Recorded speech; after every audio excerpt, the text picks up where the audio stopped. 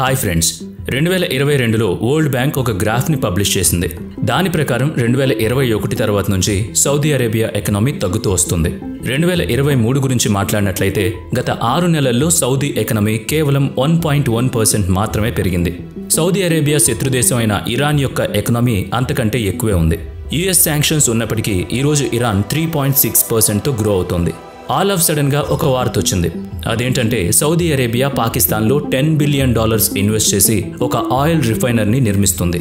గత దశాబ్దం నుంచి ఎకనామీ స్లో డౌన్ ని ఫేస్ చేస్తున్న ఒక దేశం ఎకనామీ రికవరీ కోసం అన్స్టేబుల్ కంట్రీ అయిన పాకిస్తాన్లో ఇన్వెస్ట్ చేస్తుంది. అయితే ఈ నిర్ణయం పూర్తి సౌదీ అరేబియా హిస్టరీలో బ్లండర్ మిస్టేక్ అవుతుందా, లేదా ఇది మన ఊహకి అందని సౌదీ అరేబియా యొక్క మాస్టర్ ప్లానా? ఎందుకంటే పురాతన కాలం నుంచి కూడా సౌదీ అరేబియా స్ట్రాటజిక్ కంట్రీగా ఉంటూ వస్తోంది. సౌదీ ప్రిన్స్ను అందరూ ఒక జీనియస్ లాగా చూస్తారు. ఈ మొత్తం స్టోరీ గురించి ఈ రోజు మన వీడియోలో తెలుసుకుందాం. అందుకే వీడియోని ఎక్కడ స్కిప్ చేయకుండా పూర్తిగా చూడండి. మరి ఇంకెందుకు ఆలస్యం, let's start our today's episode. అన్ని కోణాల్లో రీసెర్చ్ చేసిన తర్వాత సౌదీ అరేబియా తమ విజన్ 2030 కోసం ఈ ప్రాజెక్ట్ చేపట్టింది అని తెలుస్తుంది. నిజానికి ప్రపంచంలో అత్యంత ఆయిల్ని సౌదీ అరేబియా ప్రొడ్యూస్ చేస్తుంది. ఆయిల్ ఎక్స్పోర్ట్స్లో 80% మరియు టోటల్ జీడిపిలో 40% ఈ ఆయిల్ ఇండస్ట్రీ నుంచి వస్తుంది. కానీ ఇప్పుడు ఇండియా మరియు మిగతా ఆయిల్ డిపెండెంట్ దేశాలు కూడా నెమ్మదిగా రెన్యూవబుల్ ఎనర్జీ సోర్సెస్ మీదకి షిఫ్ట్ అవుతున్నాయి. ఈ విషయం గురించి మనందరికీ బాగా తెలుసు. 2019లో వచ్చిన కోవిడ్-19 పాండమిక్ వల్ల ప్రపంచంలో క్రూడ్ ఆయిల్ డిమాండ్ ఒక్కసారిగా పడిపోయింది. Saudi Arabia crown prince Mohammed bin Salman al Saudi ఈ విషయాన్ని విజువలైజ్ చేసుకుని 2016లోనే ఒక అంబిషియస్ ప్రాజెక్ట్ను ప్రారంభించాడు. అదే 2030. ఈ ప్రాజెక్ట్లో భాగంగానే సౌదీ అరేబియా తన ఇన్కమ్ సోర్స్ని డైవర్సిఫై చేయడానికి యూరోప్, ఆఫ్రికా, ఆసియాలో ఉన్న ఇంపార్టెంట్ లొకేషన్స్లో తమ స్ట్రాటజిక్ కనెక్టివిటీ మరియు ఎకనామిక్ క్యాపబిలిటీస్ని పెంచుకోబోతోంది. సౌదీ యొక్క ఈ ప్లానింగ్లో పాకిస్తాన్లో ఉన్న గ్వాడర్ పోర్ట్ కూడా ఇన్వాల్వ్ అయి ఉంది. సౌదీ స్పెసిఫిక్గా పాకిస్తాన్లో ఇన్వెస్ట్ చేస్తుంది అని న్యూస్లో వస్తుంది. నిజానికి అసలు సౌదీ పాకిస్తాన్ గురించి ఏం ఆలోచిస్తుంది? గత కొన్ని సంవత్సరాల నుంచి పాకిస్తాన్లో జరుగుతున్న China Pakistan economic corridor CPEC ప్రాజెక్టులో భాగంగా చైనా యొక్క ఎక్జియాంగ్ ప్రావిన్స్ని బై రోడ్ గ్వాడర్ పోర్ట్తో కనెక్ట్ చేయాల్సి ఉంది. కానీ దాన్ని హోల్డ్ చేసి ఉంచారు. అందుకు 2 కారణాలున్నాయి. ఫస్ట్, కొన్ని privately owned Chinese independent power producers CPEC ప్రాజెక్ట్కి పవర్ సప్లై ఇవ్వాల్సి ఉంది. మరియు CPEC యొక్క కాంట్రాక్ట్ ప్రకారం ఆ బిల్ని పాకిస్తాన్ కట్టాల్సి ఉంది. కానీ చాలా సంవత్సరాలుగా పాకిస్తాన్ ఈ బిల్లింగ్ విషయంలో డిఫాల్ట్ చేస్తూ వస్తుంది. అందుకు ఎకనమీ ప్రొడ్యూసర్స్కు ఈ విషయంలో తమ సొంత కంపెనీకి వ్యతిరేకంగా ఉన్నారు. Second reason, link to terrorism. రీసెంట్గా CPECలో వర్క్ చేస్తున్న చైనీస్ వర్కర్స్ మీద టెర్రరిస్ట్ అటాక్ చేశారు. దాంతో పాకిస్తాన్ సెక్యూరిటీ అగ్రిమెంట్స్ మీద చైనాకి నమ్మకం పోయింది. అందుకే చైనా CPECలో ఇన్వెస్ట్ చేయడానికి 1కి 10 సార్లు ఆలోచిస్తుంది. ఎందుకంటే చైనా యొక్క ఎకనామిక్ ఫ్యూచర్ ప్రమాదంలో పడుతుంది. ఒకవేళ CPEC ప్రాజెక్ట్ని మళ్లీ మొదలు పెట్టాలి అంటే పాకిస్తాన్ దగ్గర ఏమేం ఆప్షన్స్ ఉన్నాయో ఇప్పుడు తెలుసుకుందాం. 1, టెర్రరిజం మీద కఠినమైన ఆంక్షలు విధించి మళ్లీ చైనా యొక్క నమ్మకాన్ని సంపాదించే ప్రయత్నం చేయడం. అయితే ఈ హెవీ క్రాక్డౌన్ ఆఫ్ టెర్రరిజం వల్ల 2023 ముందు కేవలం 6 నెలల సమయంలో దాదాపుగా 400 మంది ప్రజలు పాకిస్తాన్లో ఉన్న టెర్రరిజంకి బలైపోయారు. అందుకే ఇది పాకిస్తాన్ విషయంలో పాసిబుల్ అవ్వదు. అప్పుడు వాళ్ళకి ప్లాన్ B కావాలి. పాకిస్తాన్ ప్లాన్ B గురించి ఆల్రెడీ ఆలోచించింది. ఇంతకీ ఆ ప్లాన్ B ఏంటంటే CPECలో ఇన్వెస్ట్ చేసే ఒక మేజర్ కంట్రీని వెతికి పట్టుకోవడం. ఆ కంట్రీ ఇన్వెస్ట్ చేయడం వల్ల టెర్రరిజం కూడా అటాక్స్ చేయకూడదు. ఇన్ఫ్యాక్ట్ టెర్రరిస్టులు ఆ కంట్రీ ఒక ఫారెన్ కంట్రీగా భావించకూడదు, తమ సొంత వాళ్ళు అన్నట్టుగా భావించాలి. అలాంటి కంట్రీస్ కేవలం కొన్ని మాత్రమే ఉన్నాయి. ఆ కొద్ది దేశాల్లో సౌదీ అరేబియా కూడా ఒకటి. నిజానికి పాతకాలం నుంచి పాకిస్తాన్ మరియు సౌదీ అరేబియాలకి సత్సంబంధాలు ఉన్నాయి. ఐడియాలజికల్గా చూసినా కూడా ఈ 2 దేశాలు చాలా రిలేటెడ్గా ఉంటాయి. అయితే ఇందుకు కొన్ని ముఖ్యమైన కారణాలు ఉన్నాయి. అవేంటంటే 1, 2 దేశాలు కూడా ఇస్లామిక్ కంట్రీస్ అవుతాయి. పాకిస్తాన్ ఫామ్ అయిన తర్వాత ఇస్లామ్స్ని ప్రాపగేట్ చేయడానికి పాకిస్తాన్కి సౌదీ అరేబియా ఎక్కువ మొత్తంలో ఫండింగ్ ఇచ్చింది. రెండవది ఏంటంటే 1970లలో సౌదీ అరేబియా సోల్జర్స్ మరియు పైలట్స్కి పాకిస్తాన్ ఆర్మీ ట్రైనింగ్ ఇచ్చింది. ఆ ట్రైనింగ్ వల్లనే ఈరోజు రాయల్ సౌదీ ఎయిర్ ఫోర్స్ ఉంది. అంతేకాదు న్యూక్లియర్ పవర్ ఉన్న ఒకే ఒక్క ఇస్లామిక్ కంట్రీ పాకిస్తానే అవుతుంది. మీడియా రిపోర్ట్స్ మరియు సీక్రెట్ ఏజెన్సీస్ ప్రకారం Pakistan Saudi Arabia behind the curtains nuclear programmes ని కలిసి రన్ చేస్తుంది. ఈ 2 దేశాల మధ్య ఇలాంటి ఎన్నో కనెక్షన్స్ ఉన్నాయి.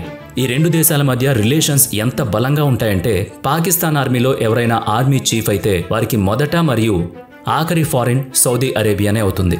X army chief general Bajwa కూడా ఇలాగే ఫాలో అయ్యాడు. ఆయన రిటైర్మెంట్కి ముందు సౌదీ అరేబియా వెళ్లి కింగ్ అబ్దుల్ అజీజ్ మెడల్ తీసుకున్నాడు. అలాగే current army chief Asim Munir పదవి ఎక్కగానే సౌదీ అరేబియాని విజిట్ చేసి $10 billion oil refinery investment deal కుదుర్చుకున్నాడు.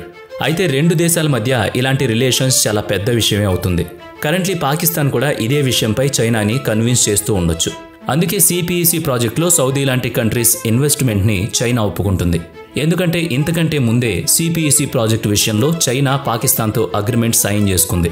CPEC energy మరియు ఇండస్ట్రీస్తో జోడి ఉన్న ప్రాజెక్ట్స్ కంప్లీషన్కి ముందు వేరే ఏ కంపెనీ పార్ట్నర్షిప్ని అలౌ చేయమని చైనా పాకిస్తాన్తో అగ్రిమెంట్ సైన్ చేసుకుంది. కానీ ఇప్పుడు సౌదీ అరేబియా పార్ట్నర్షిప్ యాక్సెప్ట్ చేసింది. అంటే చైనా లాగానే సౌదీ అరేబియా కూడా పాకిస్తాన్ని ఉపయోగించుకోబోతోంది. కానీ ఎలా? పాకిస్తాన్లో ఆయిల్ రిఫైనరీ కోసం $10 బిలియన్ ఇన్వెస్ట్మెంట్ యొక్క అనౌన్స్మెంట్ జరిగింది కదా. ఈ డీల్ 27 జూలై 2023లో సౌదీకి చెందిన సౌదీ అరోమిక్ తీసుకుంది. కానీ ఈ అనౌన్స్మెంట్ టైమింగ్ మాత్రం కొంచెం విచిత్రంగా ఉంది. ఎందుకంటే సౌదీ జనవరి 2019లో మొదటిసారి ఇదే అనౌన్స్మెంట్ చేసింది. అప్పటి సౌదీ ఎకనామిక్ మినిస్టర్ పాకిస్తాన్కి వచ్చాడు. ఆ తర్వాత ఒక నెలలో సౌదీ క్రౌన్ ప్రిన్స్ పాకిస్తాన్కి వెళ్లి $10 బిలియన్ డీల్ కుదుర్చుకున్నాడు. కానీ అప్పటి పాకిస్తాన్ అన్స్టెబిలిటీ చూసి సౌదీ ఈ డీల్ని హోల్డ్లో పెట్టింది. కానీ 3-4 సంవత్సరాల్లో పాకిస్తాన్లో ఏం స్టెబిలిటీ కనిపించిందో మళ్లీ సౌదీ పాకిస్తాన్లో ఇన్వెస్ట్ చేయడానికి రెడీ అయ్యింది. ఈ విషయంలో సౌదీ అరోమిక్ కంపెనీకి సంబంధించి లేటెస్ట్ న్యూస్ ఆర్టికల్ ప్రకారం 21 జూలై 2023న చైనా యొక్క అతిపెద్ద oil company $3.4 billion value stocks ని సౌదీ కొనుక్కుంది. 2019 నుండే గ్వాడర్లో ఆయిల్ రిఫైనరీ కోసం సౌదీ ప్లాన్ చేసుకుంది. కానీ అప్పుడు డీల్ ని హోల్డ్ లో పెట్టింది. కానీ అప్పుడు ఆయిల్ ఇంపోర్ట్స్ కోసం మలాకా స్ట్రైట్ కి ఆల్టర్నేట్ రూట్ చైనాకి ఖచ్చితంగా కావాలి. అందుకే సౌదీ పాకిస్తాన్లో ఇన్వెస్ట్ చేసి చైనా నుంచి ప్రాఫిట్ సంపాదించుకోవాలని అనుకుంటుంది. దాంతో చైనాకి మలాకా స్ట్రైట్ కి ఆల్టర్నేట్ రూట్ తో పాటు సౌదీ ప్రొటెక్షన్ కూడా లభిస్తుంది. ఎందుకంటే సౌదీ ప్రాజెక్ట్స్ మీద అటాక్స్ జరిగే ఛాన్సెస్ చాలా తక్కువగా ఉంటాయి. సౌదీ ప్రకారం ఈ ఇన్వెస్ట్మెంట్ వల్ల చైనా నుంచి వచ్చిన ప్రాఫిట్ విజన్ 2030కి ఉపయోగించుకుంటుంది. దాంతోపాటు పాకిస్తాన్లో ఉన్న రెడీమేడ్ గ్వాడర్ పోర్ట్కి ఉపయోగించుకోవచ్చు. కానీ వీటన్నిటి మధ్యలో పాకిస్తాన్కి ఏం లాభం చేకూరుతుంది? ఈ విషయంలో పాకిస్తాన్కి ₹1 కూడా లాభం లేదు. Pakistan own news paper Tribune ప్రకారం సౌదీ అరోమిక్ ఎంటర్ ప్రాజెక్ట్లో కేవలం 30% మాత్రమే ఇన్వెస్ట్ చేసింది. మిగతా 70% పాకిస్తానే మేనేజ్ చేస్తుంది.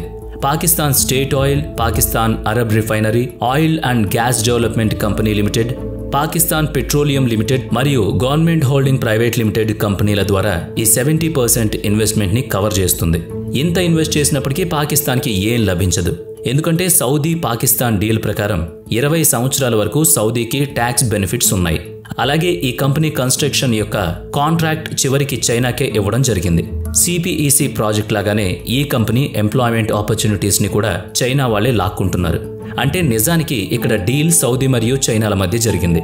ఈ రెండు దేశాలు కలిసి పాకిస్తాన్ని వాడుకుంటున్నాయి. ఇక్కడ జరుగుతున్న ఈ డెవలప్మెంట్స్ చూసి అమెరికా అయితే ఖచ్చితంగా సైలెంట్ గా ఉండదు. ఎందుకంటే పాకిస్తాన్ సౌదీ న్యూక్లియర్ ఎక్స్పెన్షన్ జరిగే అవకాశాలు కూడా ఉన్నాయి. ఈ ప్రకారం చూస్తే 27 జూలై సౌదీ అనౌన్స్మెంట్ తర్వాత ఒక వారం లోపే అంటే ఆగస్టు 3న యుఎస్ఏ తమ సిస్మో డిఫెన్స్ అగ్రిమెంట్ ని పాకిస్తాన్ తో రెన్యువల్ చేసుకుంది. ఈ విధంగా అమెరికాకి పాకిస్తాన్ మీద మళ్లీ ఇన్వెస్ట్ చేయాల్సి వచ్చింది. కానీ ఇండియా మాత్రం ఈ విషయంలో చాలా దూరంగా ఉంది. మేబీ ఈ విషయం గురించి మీకు తెలియకపోవచ్చు. ఆఫ్ఘనిస్తాన్ ఇరాన్ బోర్డర్స్ దగ్గర జరిగే టెర్రర్ అటాక్స్ ను ఇండియానే చేయిస్తుంది అని పాకిస్తాన్ అనుకుంటుంది. ఎందుకంటే జూలై 30న జరిగిన టెర్రర్ అటాక్స్ అదే బోర్డర్ కి దగ్గరలో ఉన్న విలేజ్ లోనే జరిగింది. అందుకే పాకిస్తాన్ పీఎం ఈ లేటెస్ట్ బ్లాస్ట్ విషయంలో ఇండియానే నిందిస్తుంది. ఇండియా ఈ విధంగా పదే పదే అటాక్స్ చేస్తే ఇరాన్ బోర్డర్లో ఉన్న గ్వాడల్ పోర్ట్ ఆయిల్ రిఫైనరీకి కూడా ఫ్యూచర్లో ప్రమాదం ఉంది అని పాకిస్తాన్ భావిస్తుంది. కానీ ఇక్కడ ఇండియా నిజంగా అటాక్స్ చేయిస్తుందా లేదా అనే విషయం గురించి మనందరికీ బాగా తెలుసు. ఎందుకంటే ఎన్నో సంవత్సరాల నుంచి పాకిస్తాన్ ఇలాంటి ఎన్నో అలిగెంట్స్ ని ఇండియా మీద చేస్తూనే ఉంది. నిజానికి టెర్రరిజంని ఎవరు పోషిస్తున్నారని పూర్తి ప్రపంచానికి తెలుసు. కాశ్మీర్ ఈ రోజు ఇలా ఉండడానికి ఎవరు కారణమని కూడా పూర్తిగా ప్రపంచం చూస్తోంది. అందుకే 2024 లోపు ఇండియా పీఓకేని తిరిగి లాక్కుంటుంది. మన defence minister Rajnath Singh recent గా క్లెయిమ్ చేసిన విషయం ఇది. ఇది ఎలా సాధ్యమని మన ఫ్యూచర్ వీడియోస్ ద్వారా తెలుసుకుందాం. మరి ఈ వీడియో మీకు ఎలా అనిపించింది? ఇలాంటి మరిన్ని వీడియోస్ కోసం మన ఛానల్ని సబ్స్క్రైబ్ చేయండి.